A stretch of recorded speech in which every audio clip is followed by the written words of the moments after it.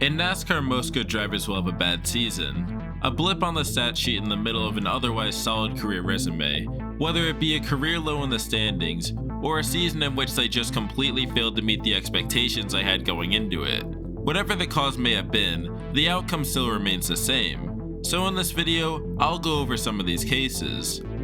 However, there won't be any segments including a driver being a rookie, as well as no seasons where a driver dealt with an injury during it, as those don't count in my honest, humble opinion. Also, the driver must have had at least one more successful year following a bad season, to exclude any washed veteran freebie seasons, so no 2019 Jimmie Johnson. Anyways, to the first season.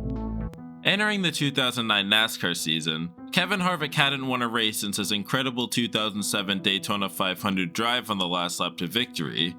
posting nearly 2 full-time seasons without a win. A shocking stretch for a driver who had won since the very start of his career, yet he still finished inside the top 10 in the standings in both 2007 and 2008, even finishing 4th in the latter season, tied for the highest points finish of his career despite not winning a race all year, giving the Richard Childress Racing Team momentum as they entered the second full-time season using NASCAR's new car tomorrow. Adding on to his momentum with a win in the Budweiser Shootout to start off 2009, as well as a runner-up in the rain-shortened Daytona 500, but being followed up with a late crash at Fontana after blowing an engine while running inside the top 15 during race 2.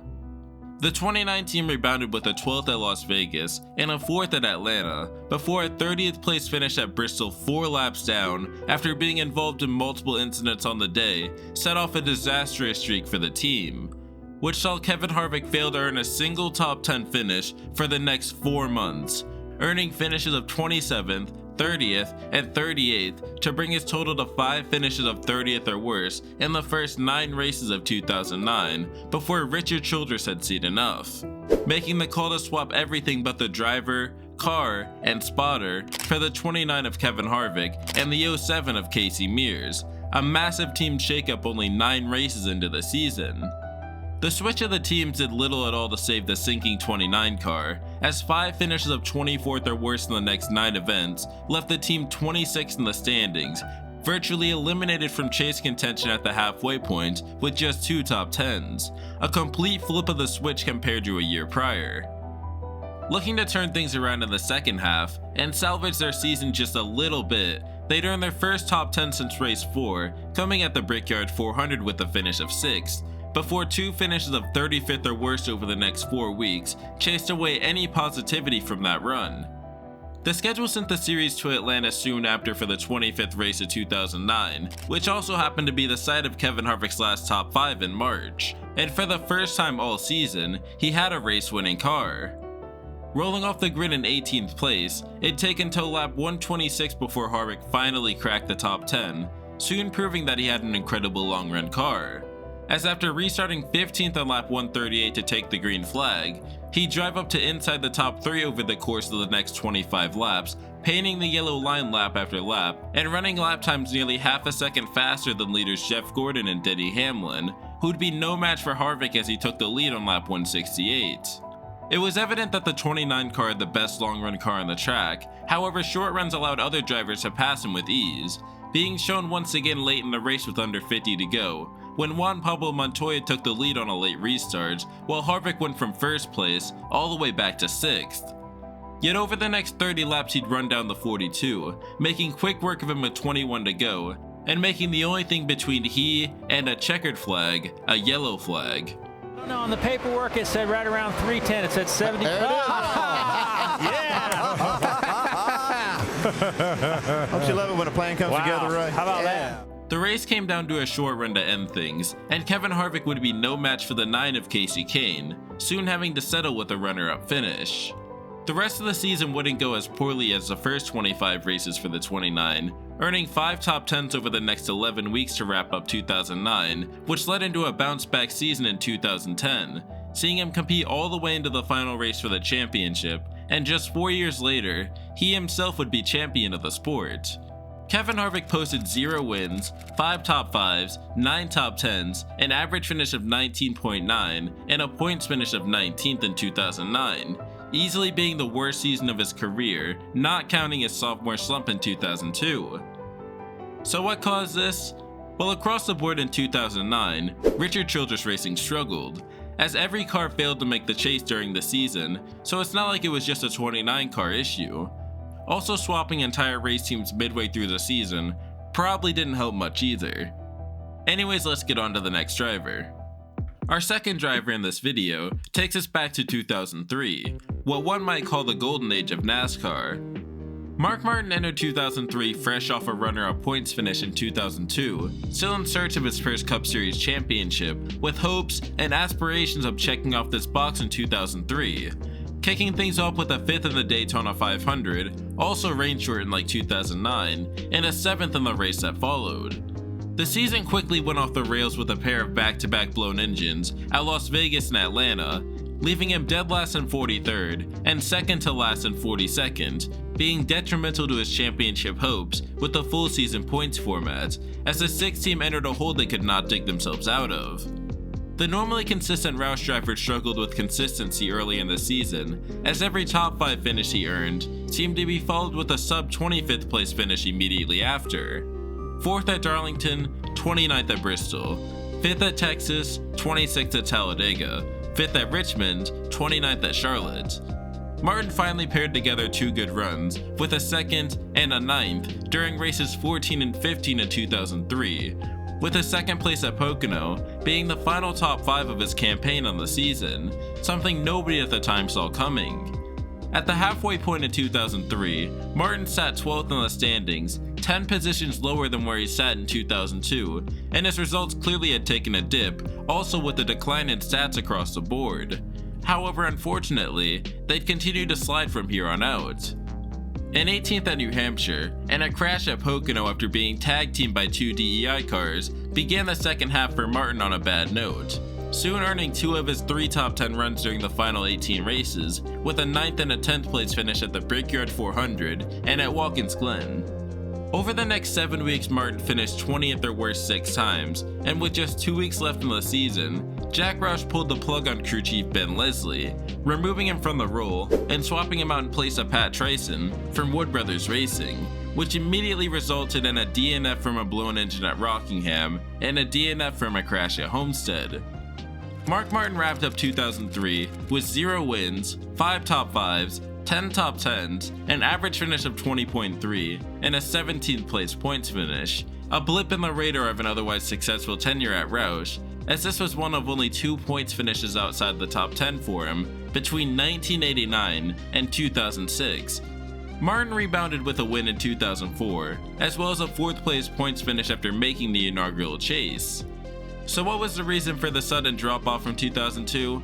Honestly, I can't pin it on one thing, as the 6 just completely lacked overall speed, leading less than half the laps he did the year prior, while also losing his consistent ability, having a shocking 7 DNFs in 36 races.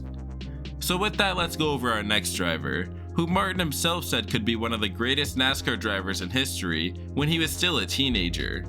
Joey Logano came into NASCAR as the most hyped up prospect the sport had ever seen. Being dubbed the greatest thing since sliced bread, he'd enter into the NASCAR Cup Series full-time in 2009 at just the age of 18, driving one of the top rides in the sport at Joe Gibbs Racing in the number 20 car, after taking over in place of 2-time champion Tony Stewart.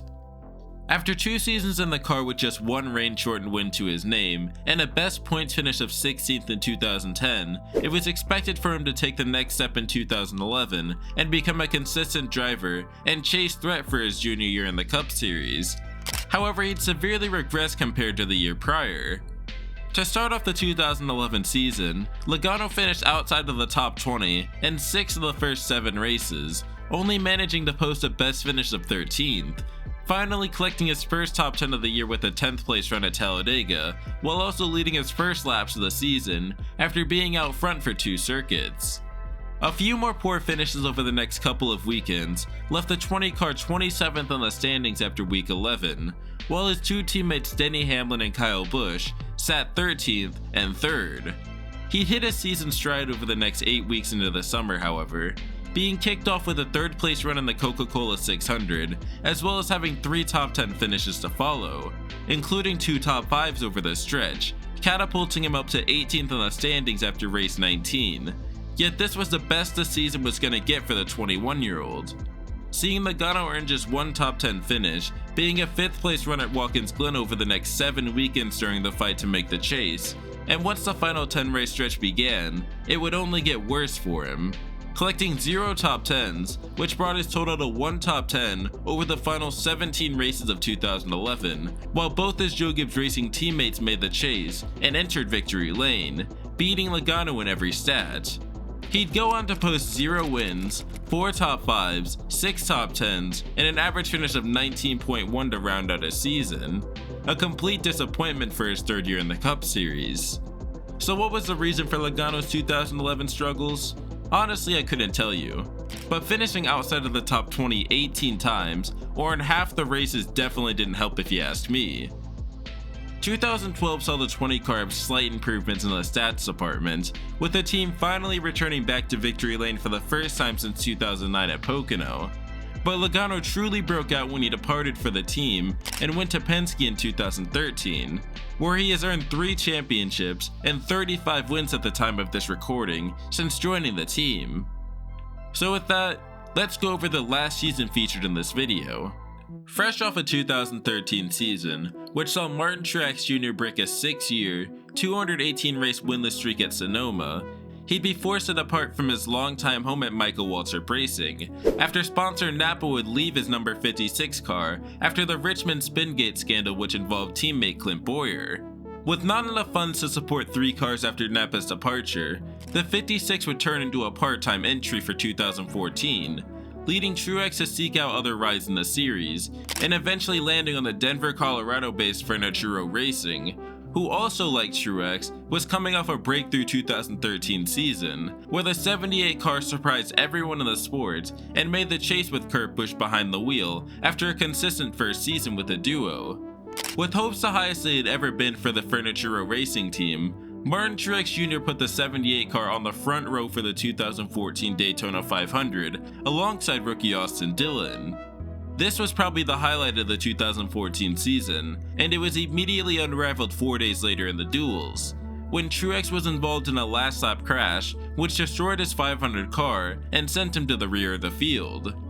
The season officially began with a dead last in the Daytona 500 after blowing an engine early in the race to further put a sour note on the weekend, and was followed up with finishes outside of the top 10 and 10 of the next 11 races, only being undone with a set of back-to-back top 10 finishes of 6th at Dover and 9th at Pocono. At the halfway point following Daytona, Truex sat 24th in the standings with only 3 top 10s to his name, and a best finish of 6th. A complete 180 from the year prior in 2013 for both Truex and the 78 car, and unfortunately, a second half turnaround was not in store for them,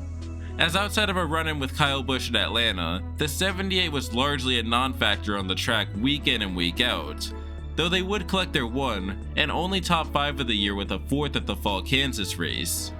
2014 would end up being one of the worst seasons of 34-year-old Martin Truex Jr.'s career, with 1 top 5, 5 top 10s, and posting his 3rd worst career average finish, while also finishing the lowest he had ever finished in the standings, and leading just 1 single lap across all 36 races, a complete disappointment for everyone involved.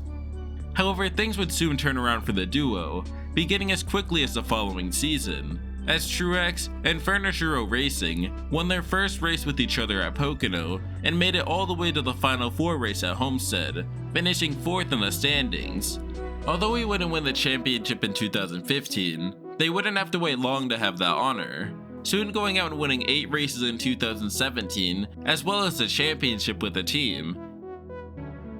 Anyways, that'll do it for this video. If there's a season you think I missed, comment it below, and also let me know if you want a part 2 of this. As always, like and subscribe, and I'll see you guys for the next video.